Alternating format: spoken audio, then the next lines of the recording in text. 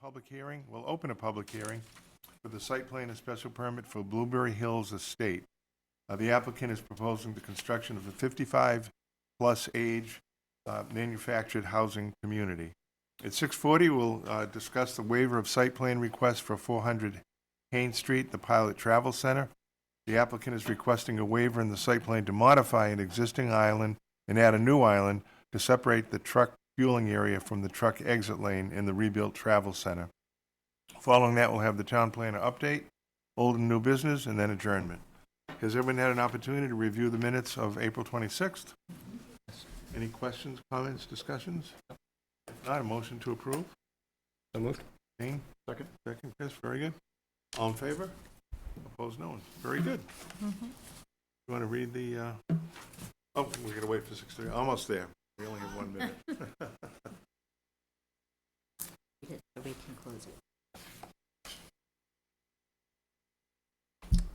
Gene's been shaving minutes off of these agendas, but Charlie, you just keep going faster. Summer hours. Hey, can you give me a count on how many people signed in? Yeah, the Bruins are playing tonight. But Yeah. Big one. Celtics won last night, or yesterday. So. Coming back. Be home for that.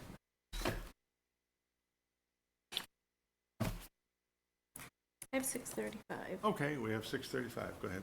In accordance with the provisions of Massachusetts General Law, Chapter 40A, Section 11, the Planning Board will hold a public hearing at the Sturbridge Center Office Building, 301 Main Street, Sturbridge, Massachusetts, on Tuesday, May 10th, 2022, at 6:35, on the application of Justin Stelmach, 557 Southwest Cutoff, Worcester, Mass. 01607.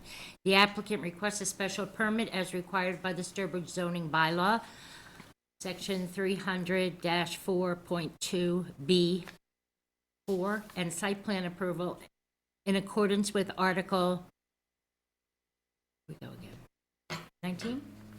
Yeah. Yes. 19. All right. Of the zoning bylaw to allow a manufactured housing community, Blueberry Hill Estates, to be constructed on the premises known as Lot 3, Berry Farms Road. The applicant is proposing to construct a 71-unit, 55-plus manufactured housing community.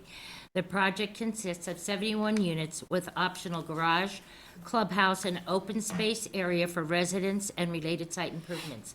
The property is located off 3 Berry Farms Road, which will be constructed off of the subdivision road, Berry Farm Road, recently approved for Fisk Hill East, located at 30 Main Street and 20 Fisk Hill Road. A copy of the site plan and application can be inspected on the Sturbridge Town website at https://www.sturbridge.gov/planning-board/pages/recent-filings, or arrangements can be made to view the application packet by contacting the Sturbridge Planning Department at 508-347-2508 or by email at jlacy@sturbridge.gov. Any person interested or wishing to be heard on this proposal should appear at the time and place designated. Please note that while an option for remote attendance and/or participation is being provided to the public, the hearing will not be suspended or terminated if technical problems interrupt the virtual broadcast, unless otherwise required by law. Members of the public who wish to participate remotely may listen and/or watch the meeting online via the town's on-demand video broadcast or via cable television on Channel 191. Specific information and the general guidelines for remote participation can be found at the town's website at sturbridge.gov, Town Administrator, How to Access Virtual Meeting. Very good. Thank you. Jean? Since the applicant is ill this evening, I would recommend that the board continue this public hearing until Tuesday, May 24th at 6:35 p.m. We have reserved both this room and the town hall. There were 5 abutters that signed in this evening. I don't know what the board's preference is, if you want to continue to meet in this room or if you'd rather move to a larger space. I mean, I think if it's going to be in that order of magnitude 5 or so, people would certainly be all right here. But, if it looks like there's more interest, when you have to really decide tonight. Okay. I think here is fine. Okay. All right, so I would recommend that you continue the public hearing till Tuesday, May 24th at 6:35 in this meeting room in Center Office Building. Great, could I have a motion? Second. Any other discussion? All in favor?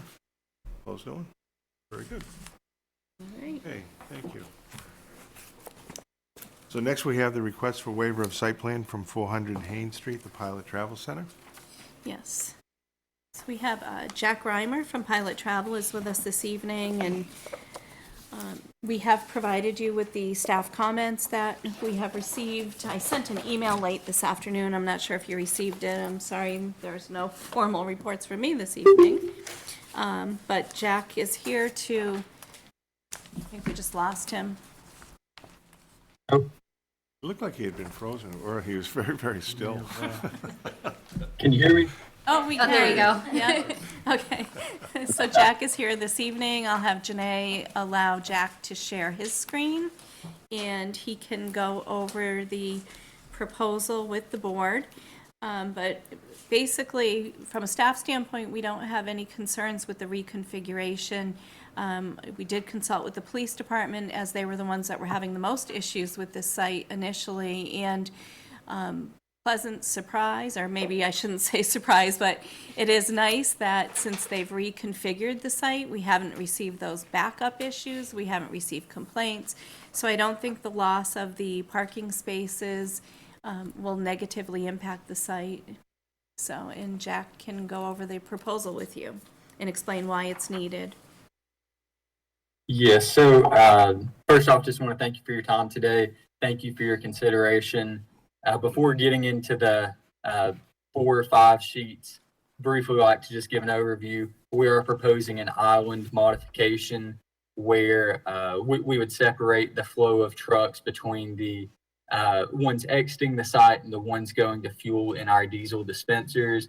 This would help the internal flow of the site while not impacting the like we just referred to, the reduction in parking is not anticipated to have any negative impacts on the site as a whole.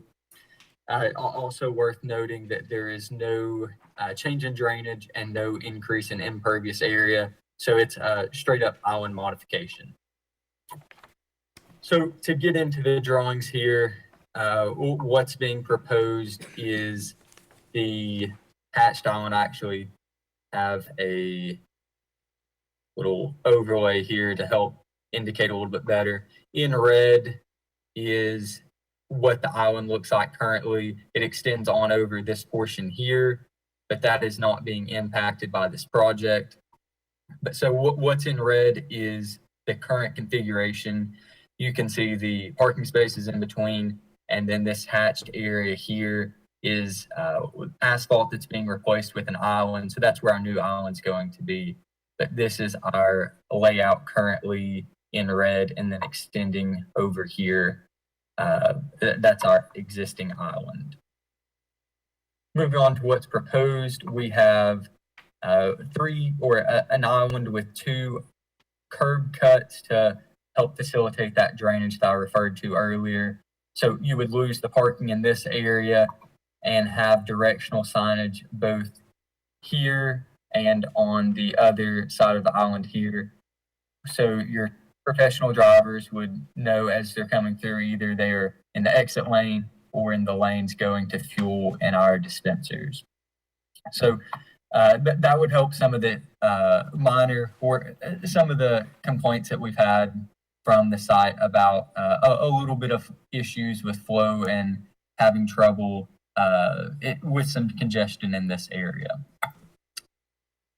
Lastly, here is some of the signage that's being proposed, and then our last sheet I'll go over is a color-coded version of the Islander vision. So the blue is what's existing, as I'd outlined in red earlier, and then the green is the proposed island without the curb cut shown, but indicating where that would be located. So at Pilot, we feel like this would help with internal circulation, and the loss of the parking spaces would not be impactful to the site as a whole. Happy to answer any questions. Do you have anything to add on that, or? No, I don't. Okay. Dan, do you have any questions on that? Anyone else? So these parking spaces, I mean, they seem rather large. What were they there for before? It was truck parking. And so that's definitely not needed now? No, we don't feel, number one, there's no requirement in truck stops, so it's a reasonable requirements. Okay. And based on their operations, they've been monitoring. They don't feel that the loss of those 8 spaces will be a problem. Jack, I don't know if you can speak to maybe a snowstorm event, if you've gone through, kind of a major event since you've reconfigured the site. And I know you can't plan for the inevitable, but maybe talk a little bit about that. As far as The loss extended of the stays on site, spaces. or where the snow would be located. No, the loss of the spaces when there are a lot of truck drivers trying to get into the site. Do you still feel you'd be able to adequately accommodate them in kind of inclement weather since you're the only truck stop in town? And do you have a way to warn people in advance when the truck stop is full? I know we had talked about that during the permitting process, that you were going to try to implement some early warning way to reach some of the drivers so that they would know to keep going, get off at another location. Maybe you could speak to that a little bit. I cannot. I've not been involved with any early indications regarding making truck drivers aware that there is inclement weather. I would anticipate that with a site of this size, we have 108 existing truck parking spaces, so that would be reduced down to 100. So that is well above our average. So would anticipate that while this is a fairly busy site, that's still ample parking to be able to accommodate trucks during normal times, and then likely during a weather event as well. Okay, Very good. Okay, so then the motion would be to waive the site plan? right. Okay. To- Would someone like to make a motion? So moved. Okay. Second, Chris. Any other discussion? All in favor? Opposed? No one. Very good. Thank you very much. All right, you're all Thanks for your set, time. Jack. We'll send you a written decision Thank you very much. granting the waiver.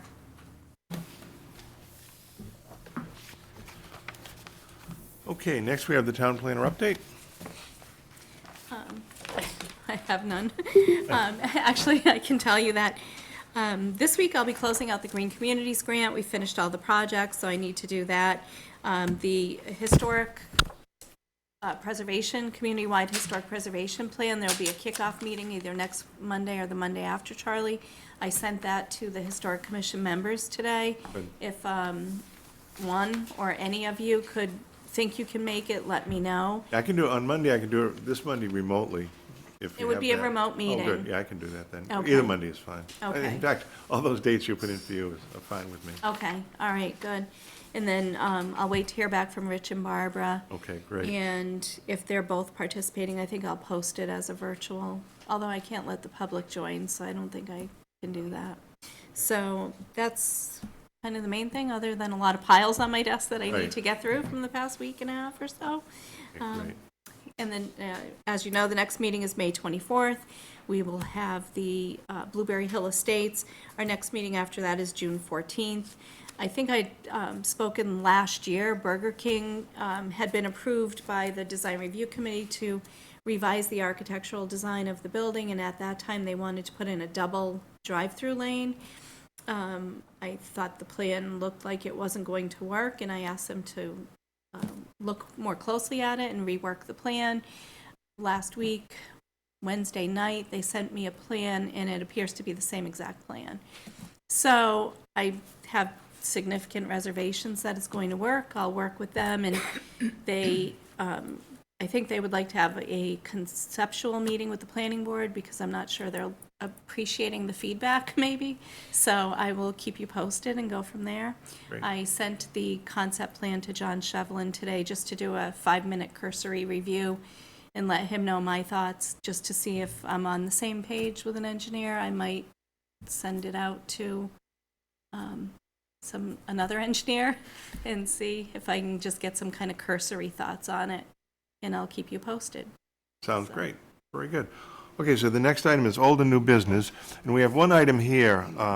It turns out that apparently the Open Space Committee placed an article, or requested an article to be placed on the annual town meeting to transfer the land on 70 Cedar Street. This is the land that was, I think at one point considered for, the senior center, and was there also some recreation On use? 60, so On there's six, close. 60 and 70. Right. Yeah. And so the article would be to take that land and transfer it to the Conservation Commission. And the interim town administrator, Bob Reed, asked if the planning board would like to weigh in on this, and so I said, well, we'll put it up and bring it up under old business and see if you have any comments or would like to weigh in. This is not something that requires an opinion or a vote from the planning board, correct, Jean? That's correct. Right, so it was just giving us the courtesy to see if we wanted to talk about it for any thoughts we had on the potential use for other than, I guess, conservation land. This land, I think, was originally donated to the town for general municipal purposes. Right. So, any thoughts or discussion? So the request is that put an article in the town meeting to have the land transferred from municipal purposes to a conservation. Right, for purposes. conservation, yeah. And I feel that if it was left to the town, for the citizens of the town, and for municipal purposes, general municipal purposes, I think it should remain that way. Instead of being in conservation, if it were left in conservation, correct me if I'm wrong, we're sort of locked in there for the conservation and pretty much. Reserved for open space Yeah, primarily. but open space would be something that you can play with later on if it need be. Massive. Yes, that's the way I feel regarding this particular. Dane, any thoughts? I have nothing to add.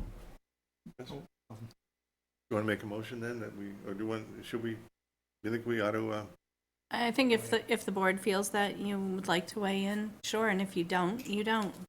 I'll let him know either way. I'll let you make a motion and see if it's second and see how we vote, if you'd like. Make a motion to leave it as open space. Yeah, just say that we recommend Include it? against. I mean, yeah. Recommend that it remain Municipal, for general municipal use. yes, make a motion to that effect, yes. Is there a second on that? I'll second it. Any other discussion?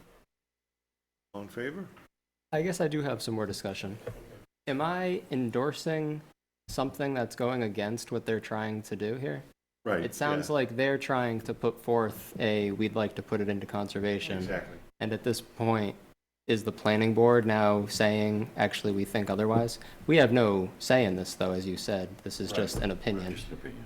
The planning board. 'Cause we are. And you don't have to. I'm just waffling on this decision because I don't disagree that it was intentionally gifted to the town with just general whatever, and now it's being assigned for a whatever. But it's been looked at for municipal uses, and everybody decided we didn't want to use it in that location for a very recent historic use of the senior center. Okay, I just wanted to better understand what we were voting on here. I mean, actually, what you're saying is true, Dane, except that the fact that, a particular town meeting with a certain number of people attending, decided not to use it for that particular municipal use. But it's possible that another municipal use could come up 5, 10, or 15 years from now, that might be, more palatable to the town. So that's the other consideration. I think as far as, the planning board's, consideration on this is, the fact that, we do oversee, or at least get involved in recommendations on the various zoning properties that are in town. And, the question is whether or not, in the long term, we feel this is better as general municipal use or, put into conservation for permanent open space. I'd have a follow-up question, which is, in its current condition, are there any hindrances on using it as open space? Do we gain something by making this maneuver? Can it just continue to sit in limbo forever, and then Well, once it goes under conservation, then. Understood, but I'm saying, what is the motivation to put this under conservation? Well, I believe that there was some discussion when it brought forward that there were trails on it, but I'm not Right. aware of what the trails really are. I mean, you drive by and Yeah. maybe some people are walking through there, but So if it's under conservation, it would be open to more managed passive activity, which I guess is kind of That a would be the- misnomer, that but you would know be what I'm the only saying. use for it, right? You could use it for things that are consistent with things that are under the control of the conservation. I can't personally think of a municipal use that's in the wings to do that in that location. So I guess I support the motion to make it open space and go along with the plan. Sorry to Oh, deep dive on that. I was confused about what exactly we were thinking about. Okay, so we have a motion and a second, then that position, you would vote against the motion then, right? I think I would support it. It seems appropriate in that location, surrounded by residential, and we don't have another municipal use for it. So I wasted all of your time, and ultimately I'm going to agree with the motion.